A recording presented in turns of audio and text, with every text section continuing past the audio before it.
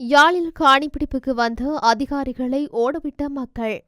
கட்டுநாயக்க விமான நிலையத்தில் ஏற்படவுள்ள அதிரடி மாற்றங்கள். சிங்கப்பூராக மாறவுள்ள இலங்கை. ரணில் அதிபர் தேர்தலில் வெற்றி பெற முடியாது. விஜித ஹேரத் சவால். கலைக்கப்பட்டது பிரித்தானிய நாடாளுமன்றம். சூடு பிடிக்கும் தேர்தல் களம். இலங்கையர்களுக்கு விசேட விசா சலுகை வழங்கும் நாடு. வெளியான மகிழ்ச்சி தகவல். ஜெனீவாவின் பிரேரணையால் சிக்கலில் இலங்கை ராணுவம். அச்சம் வெளியிட்டுள்ள பாதுகாப்புத்துறை. நீதிமன்றத்தை அவமதித்ததாக மைத்திரி மீது குற்றச்சாட்டு. யாழ்ப்பாணம் சுழிபுரம் காட்டுப்புலத்தில் கடற்படை முகாமிற்காக முன்னெடுக்கப்படவிருந்த காணி சுவீகரிப்பு நடவடிக்கைகள் மக்கள் எதிர்ப்பால் கைவிடப்பட்டுள்ளது. சுழிபுரம் காட்டுப்புலம் பகுதியில் உள்ள 4 பரப்பு தனியார் காணியினை நில அளவை திணைக்களம் கடற்படையினரின் காணி சுவீகரிப்பிற்காக காட்டுப்புலத்திற்கு வருகை தந்தனர். இந்த நிலையில் காணி அளவீடு செய்ய வந்த அதிகாரிகள் மக்கள் எதிர்ப்பால் திருப்பி அனுப்பப்பட்டுள்ளனர். இந்த எதிர்ப்பு நடவடிக்கையில் நாடாளுமன்ற உறுப்பினர் சிவஞானம் ஸ்ரீதரன், தமிழக தேசிய மக்கள் முன்னணியின் ஊடக பேச்சாளர் சட்டத்தரணி கனகரத்னம் சுகாஸ், பொதுமக்கள் என பலரும் கலந்து கொண்டிருந்தனர். சிங்கப்பூரின் குடிவரவு குடியகல்வு ஆய்வு ஆணையகத்தின் பிரதிநிதிகள் 6 பேர் ஒரு வார கால பயணமாக இலங்கை வந்துள்ளதாக பொதுமக்கள் பாதுகாப்பு அமைச்சு அறிவித்துள்ளது. அமைச்சர் டிரான் அலஸ் சிங்கப்பூர் உள்துறை மற்றும் சட்ட அமைச்சர் சண்முகத்திடம் விடுத்த வேண்டுகோளுக்கு அமைய இந்த பயணம் முன்னெடுக்கப்பட்டுள்ளது.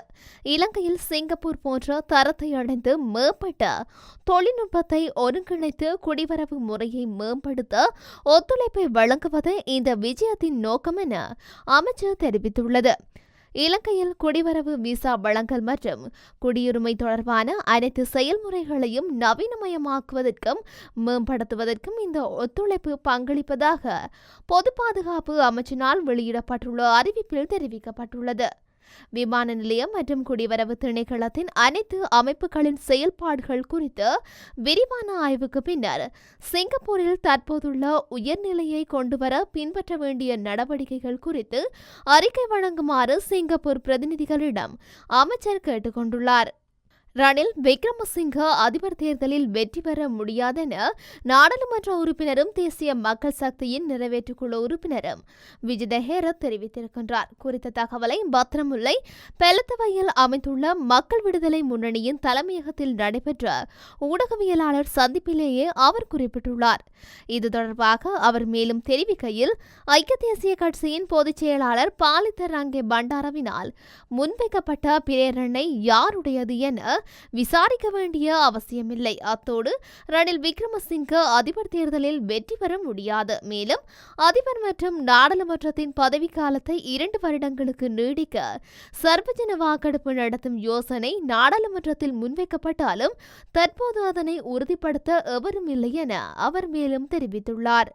பிரித்தானிய பொது தேர்தல் எதிர்வரும் ஜூலை 4ஆம் தேதி நடத்தப்பட உள்ள நிலையில் பிரித்தானிய நாடாளுமன்றம் இன்று கலைக்கப்பட உள்ளதாக சர்வதேச ஊடகங்கள் செய்தி வெளியிட்டுள்ளன. பிரித்தானிய பொது தேர்தல் எதிர்வரும் ஜூலை மாதம் 4ஆம் தேதி நடத்தப்படும் என அந்த நாட்டின் பிரதமர் ரிஷி சுனக் அண்மையில் தெரிவித்திருந்தார். இதனைத் தொடர்ந்து உரிய காலத்திற்கு முன்னதாகவே தேர்தலை நடத்தும் பிரித்தானிய பிரதமரின் தீர்மானத்திற்கு கன்சர்வேட்டிவ் கட்சியைச் சேர்ந்த சிலர் எதிர்ப்பு தெரிவித்தனர். இந்த நிலையில் பிரித்தானிய நாடாளுமன்றத்தின் செயற்பாடுகள் கடந்த 24ஆம் தேதி முதல் இடைநிறுத்தப்பட்டதாகவும் சர்வதேச ஊடகங்கள் தெரிவித்துள்ளன. அண்மையில் பிரித்தானியாவில் நடைபெற்ற இடைத்தேர்தல் மற்றும் உள்ளூராட்சி மன்ற தேர்தல்களில் எதிர்க்கட்சியான தொழிலாளர் கட்சி வெற்றி பெற்றது. பொது தேர்தல் தொடர்பான பெரும்பாலான கருத்து கணிப்புகளில் பிரதமர் ரிஷி சுனக் தலைமையிலான கன்சர்வேட்டிவ் கட்சி தோல்வியடையும் என்று கூறப்பட்ட நிலையில் இன்று நாடாளுமன்றம் கலைக்கப்பட்டுள்ளது. இதனைத் தொடர்ந்து 5 வாரங்களின் பின்னர் பொது தேர்தல் நடத்தப்படும் என்று அறிவிக்கப்பட்டுள்ளமை குறிப்பிடத்தக்கது. இலங்கை சுற்றுலா பயணிகளுக்கு விசேட விசா சலுகைகளை தாய்லாந்து அரசாங்கம் அறிமுகம் செய்துள்ளது. சுற்றுலா பயணிகளை கவரும் வகையிலான புதிய விசா நடைமுறைக்கு தாய்லாந்து அமைச்சரவை அனுமதி வழங்கியுள்ளது. இந்த புதிய நடைமுறையின் கீழ் இலங்கை சுற்றுலா பயணிகளின் தாய்லாந்துக்கு செல்ல முன்கூடியே விசா பெற்றுக்கொள்ள வேண்டியதில்லை என அறிவிக்கப்பட்டுள்ளது. இலங்கை சுற்றுலா பயணிகளில் 60 நாட்கள் வரையில் தாய்லாந்தில் விசா இன்றி தங்கியிருக்க முடியும் என அறிவிக்கப்பட்டுள்ளது. இந்த நடைமுறை எதிர்வரும் ஜூன் மாதம் 1ஆம் தேதி தொடக்கம் அறிமுகம் செய்யப்பட உள்ளது. ஒன்னரைவால் விசா, இலவச விசா என சில புதிய திட்டங்களின் அடிப்படையில் பல நாடுகளுக்கு விசா சலுகை வழங்கும் நடைமுறை இவ்வாறு அறிமுகம் செய்யப்பட்டுள்ளது. இலங்கை பிரஜைகள் அரைவால் விசா மூலம் 60 நாட்கள் தாய்லாந்தில் தங்கியிருக்க அனுமதிக்கப்படுவர் என்பது குறிப்பிடத்தக்கது.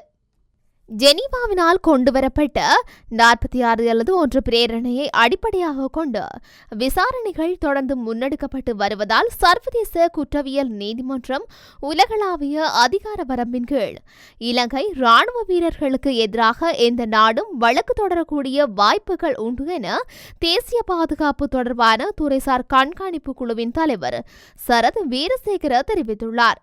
இந்த நிலைமை தொடர்ந்தால் சர்வதேச குற்றவியல் நீதிமன்றம் ஊடாக நாட்டுக்கு பெரும் நெருக்கடிகள் ஏற்படும் எனவும் கூறியிருக்கின்றார். மேலும் குறிப்பிடுகையில் வெளிநாட்டல்வர்கள் அமைச்சு, பாதுகாப்பு அமைச்சு என்பவற்றின் உயர் அதிகாரிகள், சட்டமா அதிபர் உள்ளிட்டோருக்கு எதிர்வரும் ஜூன் 5ஆம் தேதி தேசிய பாதுகாப்பு தொடர்பான துறைசார் கண்காணிப்பு குழுவுக்கு அழைப்பு விடுக்கப்பட்டுள்ளது. அன்றைய தினம் ஜெனீவாவில் 46 பிரேரணைக்கு அமைய ஸ்தாபிக்கப்பட்டுள்ள வெளிக்கள பொறிமுறை மற்றும் பயங்கரவாத எதிர்ப்பு சட்டம் தொடர்பில் கலந்துரையாடப்படவுள்ளது. யுத்தத்தில் ஈடுபட்ட இராணுவ வீரர்கள் மற்றும் இராணுவ அதிகாரிகளுக்கு எதிராக கட்சிகளை சேகரிப்பதற்கான நடவடிக்கைகள் குறித்த வெளிக்கள பொறிமுறையூடாக முன்னெடுக்கப்பட்டு வருகின்றன. 46 பிரேரணையை இலங்கை அரசாங்கத்திடம் நிராகரித்துள்ள போதிலும் அதனை அடிப்படையாக கொண்டு விசாரணைகள் தொடர்ந்து முன்னெடுக்கப்பட்டு வருகின்றன. இந்த நடவடிக்கைகள் தொடர்ந்து முன்னெடுக்கப்பட்டால் சர்வதேச குற்றவியல் நீதிமன்றம் உலகளவிய அதிகார வரம்பின் கீழ் எமது ராணுவ வீரர்களுக்கு எதிராக எந்த நாடும் வழக்கு தொடரக்கூடிய வாய்ப்புகள் உள்ளன. இதற்கான வாய்ப்புகள் தொடர்பில் மனித உரிமைகள் ஆணையாளர் உலக நாடுகளிடம் கலந்து ஆலோசித்துள்ளார். அவ்வாறு இடம்பெற்றால் அவர்களை வெளிநாடுகளில் கைது செய்யக்கூடிய அச்சுறுத்தலும் காணப்படுகின்றது. அது இலங்கையின் தேசிய பாதுகாப்பிற்கும் பெரும் அச்சுறுத்தலாக அமையும் என்றார். நீதிமன்றத்தை அவமதித்ததாக முன்னாள் ஜனாதிபதி மைத்ரிபால ஸ்ரீசேனவுக்கு எதிராக மேன்முறையீட்டு நீதிமன்றத்தில் மனு ஒன்று தாக்கல் செய்யப்பட்டுள்ளது. ஸ்ரீலங்கா சுதந்திர கட்சியின் செயற்குழு உறுப்பினர் மெண்டாக் சரசந்திவினால் இந்த மனு சமர்ப்பிக்கப்பட்டுள்ளது. இந்த மனு மேன்முறையீட்டு நீதிமன்ற நீதிபதிகளான நிசங்க பந்துல கருணாரத்ன மற்றும் சஜி மகேந்திரன் ஆகியோர் முன்னிலையில் இன்று அழைக்கப்பட்டிருந்தது. இந்த மனு தொடர்பான சமர்ப்பணங்களை உறுதிப்படுத்துவதற்காக பிரதிவாதி மைத்ரிபால ஸ்ரீசேனவுக்கு அழைப்பு விடுக்க நடவடிக்கை எடுக்குமாறு மனுதாரரின் சட்டத்தரணிக்கு நீதிமன்றம் உத்தரவிட்டுள்ளது. முன்னாள் ஜனாதிபதி மைத்ரிபால ஸ்ரீசேன ஸ்ரீலங்கா சுதந்திர கட்சியின் தலைவராக செயற்படுவதை தடுத்து கொழும்பு மாவட்ட நீதிமன்றம் இடைக்கால தடை உத்தரவு பிறப்பித்துள்ள போதும் அதனை மீறும் வகையில் செயல்பட்டு நீதிமன்றத்தை அவமதித்ததாக குற்றம் சுமத்தி இந்த மனு தாக்கல் செய்யப்பட்டுள்ளது.